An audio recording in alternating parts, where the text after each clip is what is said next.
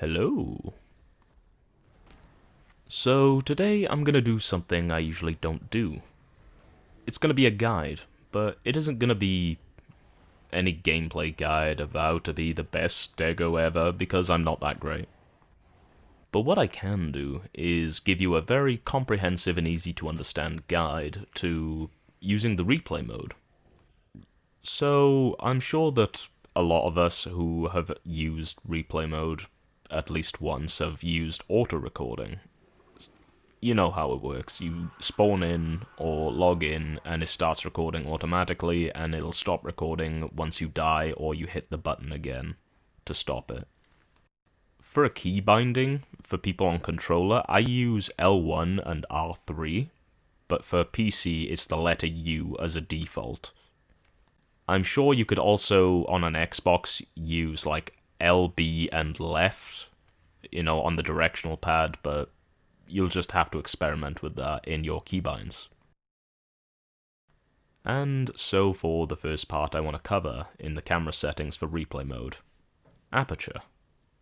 Now, when looking at aperture, what I want you to do first here is look at something across the room. And then what I want you to do is start squinting your eyes. Close them almost fully, and make sure you can still see that thing across the room.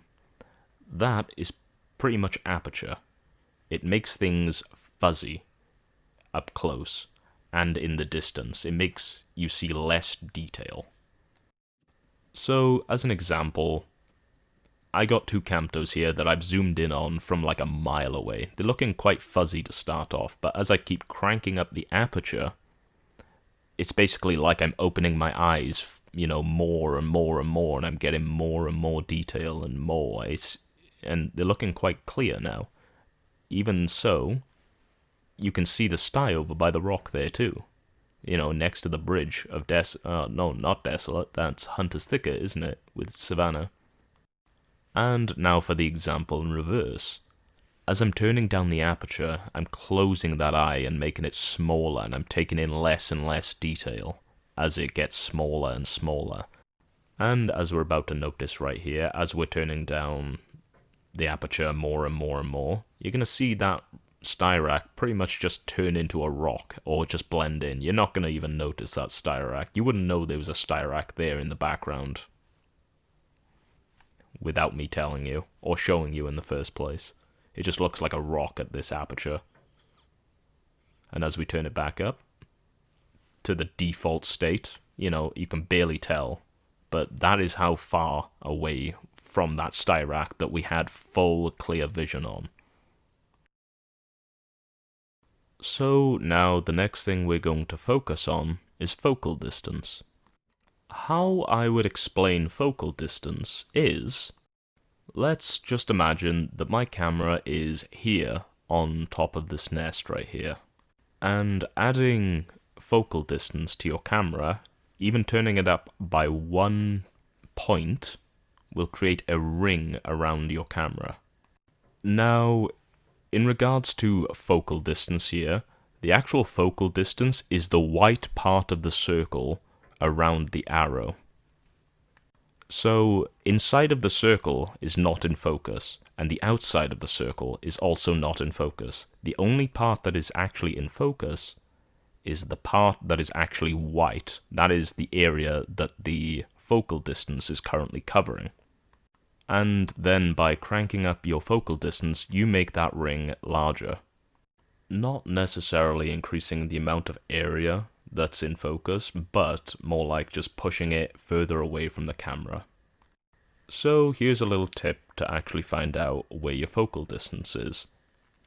A little trick I use is usually to turn down my aperture to like next to nothing, so I'm pretty much just blind, and then I'll usually just crank up my focal distance until the thing I want to be in focus is, nice and clear. Example being this Hatzegopteryx right here. It's not really fully in focus, so another thing I'll usually do is increase my sensor width, which makes everything outside of my focal distance even more fuzzy, so that it's easier to find where you are in focus and where you're not. You can then turn all that down at your leisure, or keep it up if you want, depending on what kind of video you want, as long as you've actually found out where your focal distance is. Next here, I'm going to be going over the other two options in the depth of field tab. These two are depth blur distance and depth blur radius. They both work with each other and nothing else. So I've been actually struggling to explain how depth blur distance and radius work, because it's just so weird without it just sounding rambly.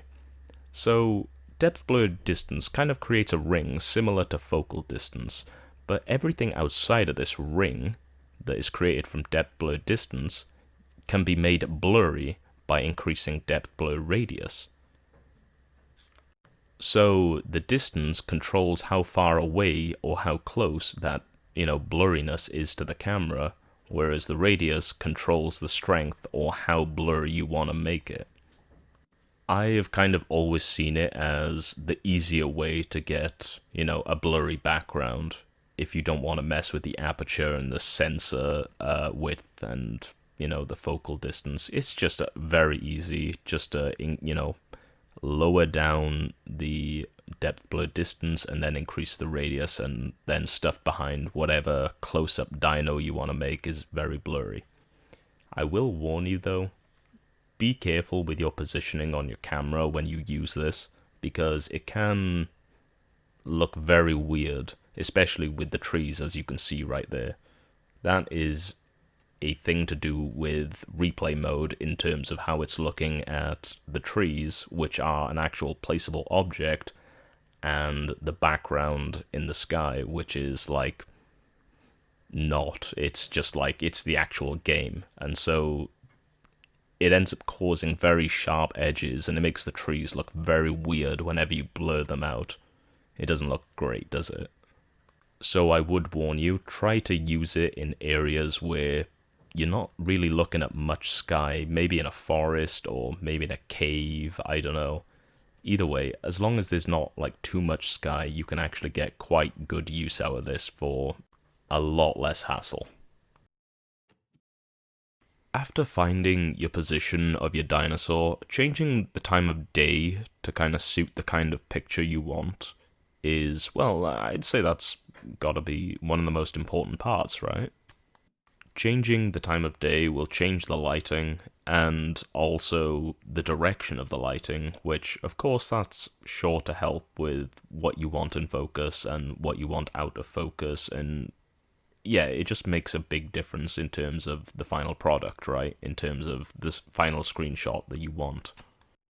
And so after actually changing around the lighting and the direction of the lighting from changing the time of day, you are probably going to have to actually mess with the focal distance and the sensor width as well. They're going to need some tweaks just to account for the changes you've already made with the lighting. It's all just stuff that's going to come out in the final screenshot. And now for the aberration tab.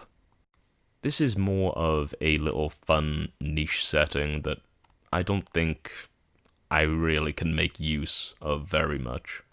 It pretty much takes whatever, thing you have on the screen, and it kind of just separates the colors as if you were looking at it without 3D glasses or something like that.